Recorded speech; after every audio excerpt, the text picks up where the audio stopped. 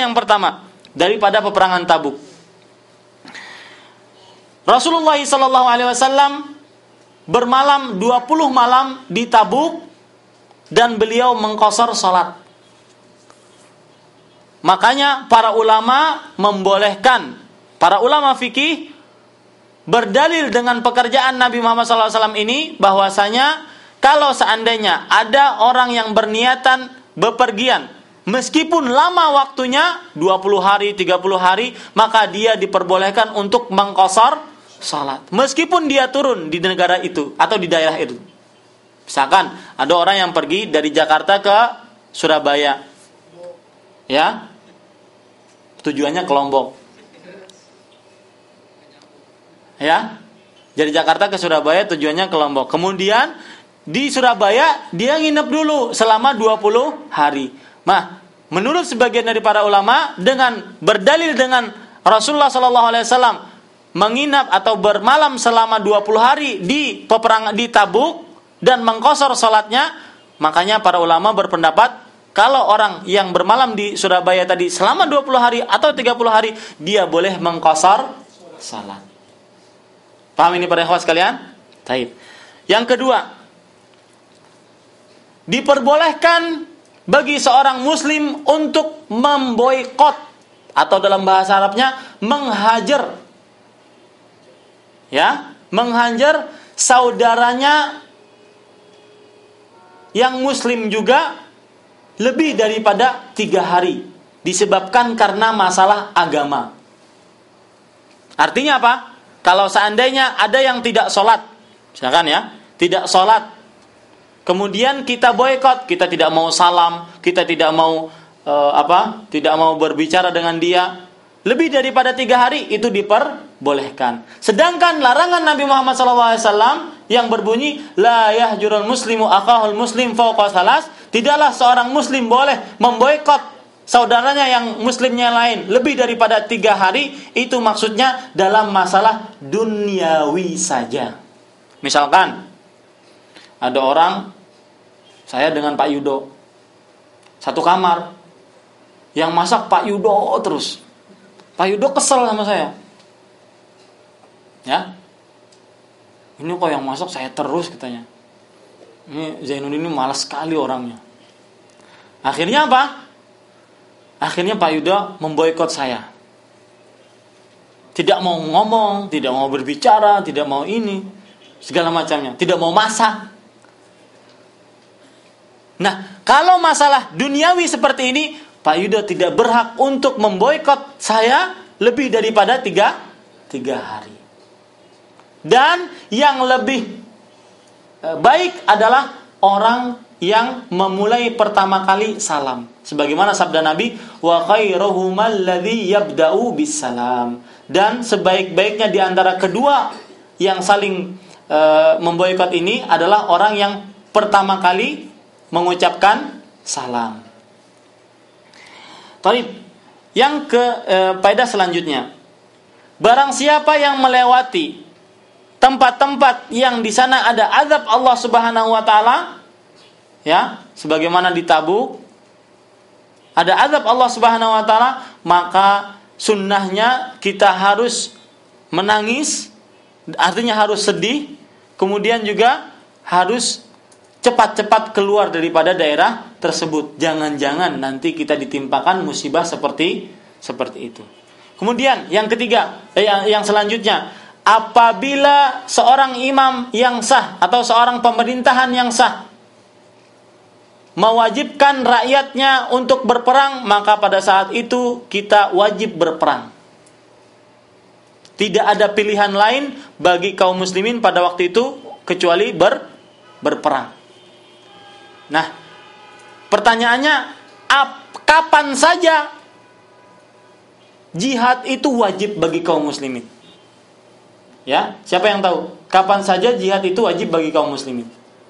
Jihad itu wajib bagi kaum muslimin pertama tadi, apabila seorang pemerintah yang sah mewajibkan untuk berperang. Yang kedua, apabila ada orang yang atau musuh yang datang ke negeri kita, maka pada saat itu kita wajib untuk berperang, mempertahankan agama dan negeri kita.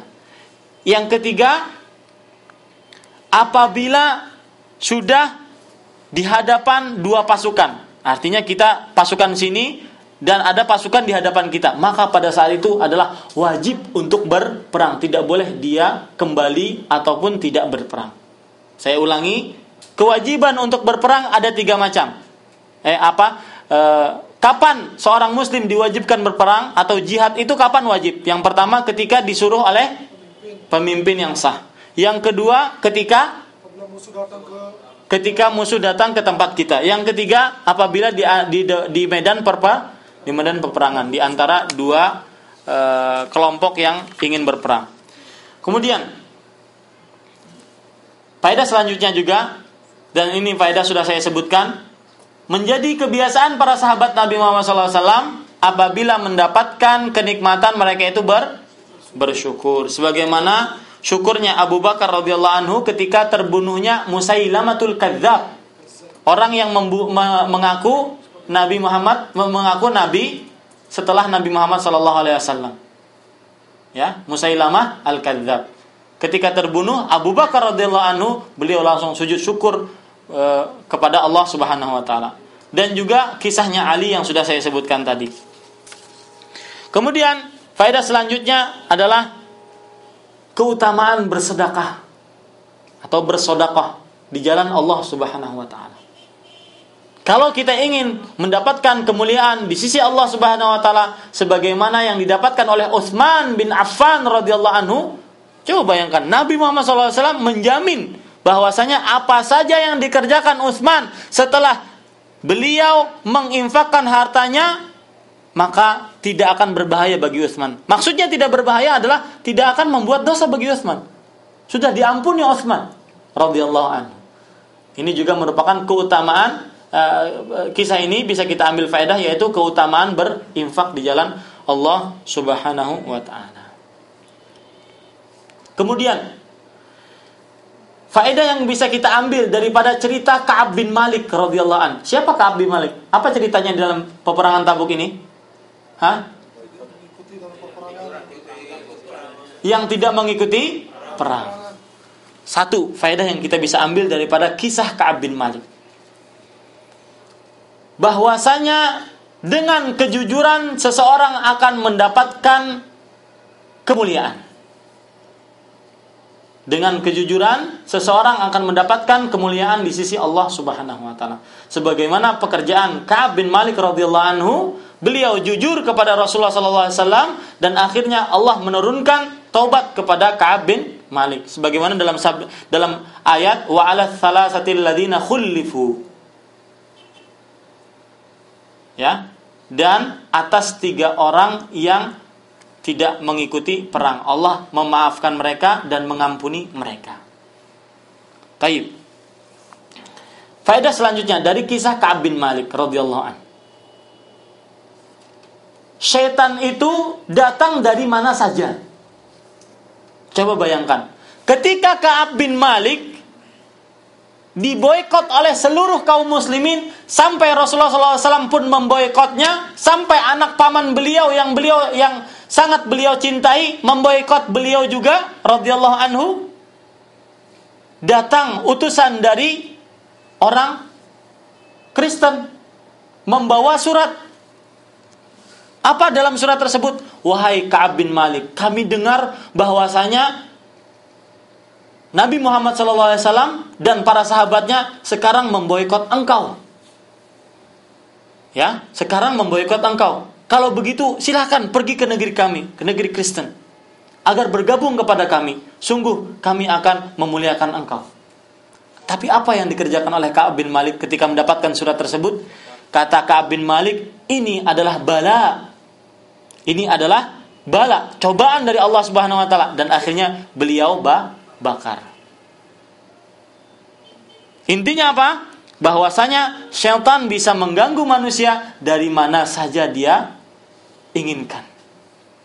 Kemudian juga kisah yang bisa faedah yang bisa kita ambil daripada kisah Ka'ab bin Malik radhiyallahu anhu, bahwasanya seorang mukmin seorang mukmin haruslah dia mentaati Rasulullah sallallahu alaihi wa ala alihi wasallam. Sebagaimana dalam sabda Nabi Muhammad sallallahu alaihi wasallam, la yu'minu ahadukum hatta yakuna hawahu tab'an lima ji'tu bih. Tidak sempurna keimanan seseorang sampai hawa nafsunya itu mengikuti apa yang aku bawa. Kata Rasulullah sallallahu alaihi wa alihi wasallam. Demikian, mudah-mudahan bermanfaat. Itulah peperangan Tabuk yang kita pelajari pada hari ini. Mohon maaf kalau ada salah-salah kata. Yang baik itu hanya dari Allah Subhanahu wa taala, dan yang buruk itu dari anak pribadi, manusia biasa. Sekali lagi mohon maaf kalau ada salah ayat ataupun hadis-hadis Nabi Muhammad SAW yang terucapkan. Kita tutup dengan kafaratul majlis. Subhanakallahumma wa bihamdika asyhadu an la ilaha illa anta astaghfiruka wa atubu ilaik. Wa sallallahu ala nabiyyina Muhammad. Wassalamu alaikum warahmatullahi wabarakatuh.